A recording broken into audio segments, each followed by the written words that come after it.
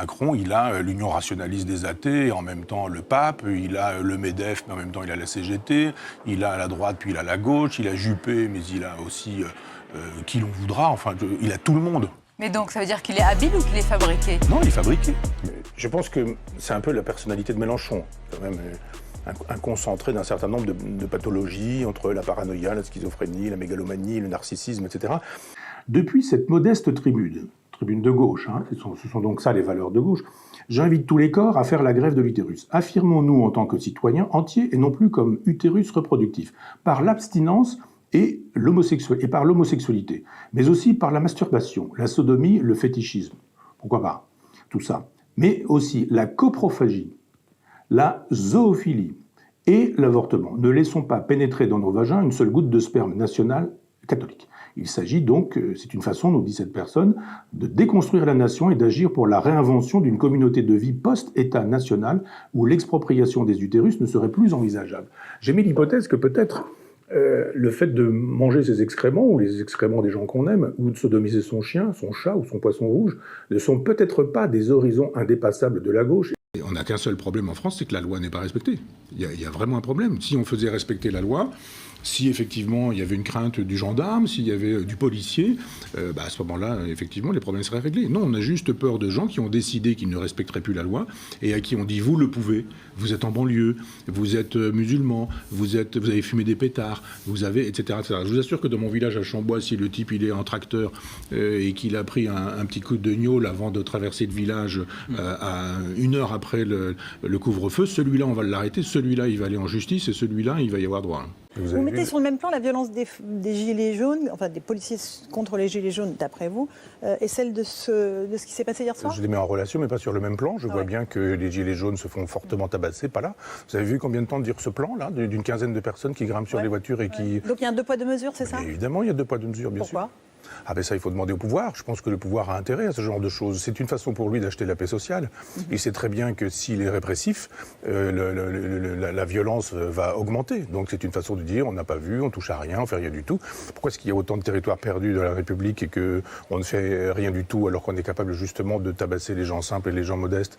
Simplement parce qu'on achète la paix sociale. Mais on achète la paix sociale au profit d'une guerre civile.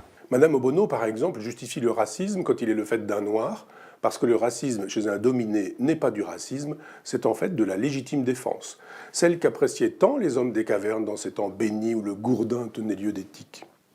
Elle n'est pas Charlie, mais plutôt Dieudonné. Elle est solidaire de ceux qui ont refusé la minute de silence, commémorant les attentats qui ont décimé la rédaction du journal satirique. Il faut les comprendre.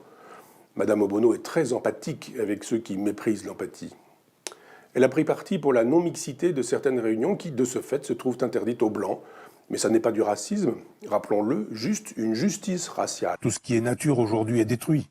On a la haine de la nature, même si on fantasme une espèce de nature d'écologie, qui est une nature d'urbain, en fait, et pas du tout de ruraux. On est dans cette haine de la nature parce qu'il faut tout artificialiser. Il n'y a pas de garçon, il n'y a pas de fille, il n'y a pas d'homme, il n'y a pas de femme. Il y a ce qu'on veut.